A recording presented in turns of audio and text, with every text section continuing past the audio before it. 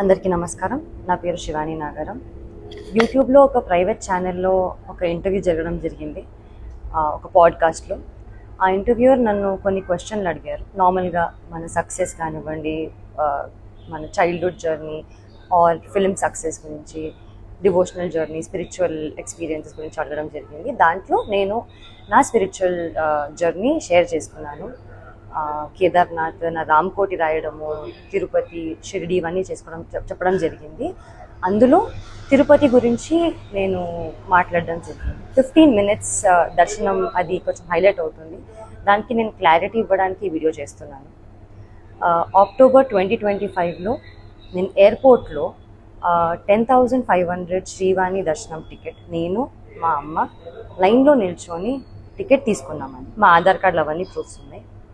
ఆ టికెట్స్ తీసుకున్నాక దర్శనం జరిగింది.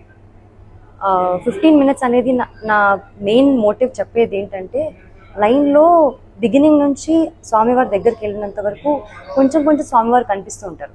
సో అది 15 minutesగా నేను అందాజాగా ఫీల్ అయ్యి నేను 15 minutes అన్నాను తప్ప 15 minutes నన్ను ఎవరు టచ్ చేయలేదు అని కాదు. ఇంతకు ముందు కూడా నేను సినిమాలు చేసిన తర్వాత సర్వదర్శనం 300 rupees టికెట్ తీసుకొని మా ఫ్యామిలీతో వెళ్ళాను. అప్పుడు జస్ట్ 5 seconds 3 seconds హార్డ్లీ స్వామివారిని చూడడం జరిగింది. నా లైఫ్లో ఫస్ట్ టైం 13 years తర్వాత స్వామివారిని అంత దగ్గరగా చూడడం జరిగింది. అది నేను చాలా హ్యాపీగా ఫీల్ అయ్యి ఎక్సైట్మెంట్తో చాలా జెన్యూన్గా షేర్ చేసుకున్న ఎక్స్పీరియన్స్ అంతే. అది కొంచెం మిస్లీడింగ్గా వెళ్తుందండి.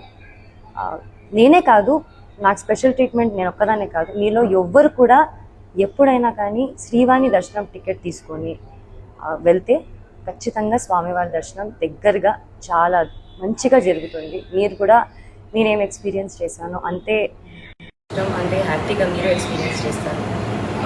నాకు దీనిపైన క్లారిటీ ఇవ్వాలి అని నాకు బాధ్యతగా నాకు ఇవ్వాలనిపించింది. అండ్ ఇది నా ticket. I want to give that thank you.